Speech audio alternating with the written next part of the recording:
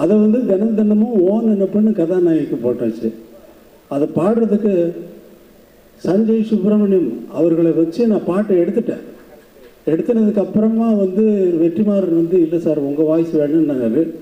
அப்புறம் அவருக்குன்னு ஒரு பாட்டு மனசில் ஒரு மாதிரியாக இருக்குது அப்படின்னு சொல்லி பாட்டேன். மனசில்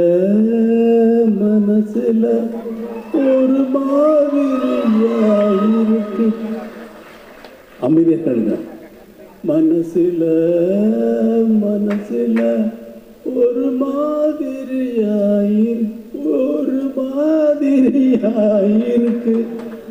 அப்படின்னு அவரை பாட வைக்கிறதுக்கு அவர் சொல்லி அவர் எவ்வளோ பெரிய ஆள் தெரியுமா? அவர் கர்நாடக மியூசிக்கில் ரொம்ப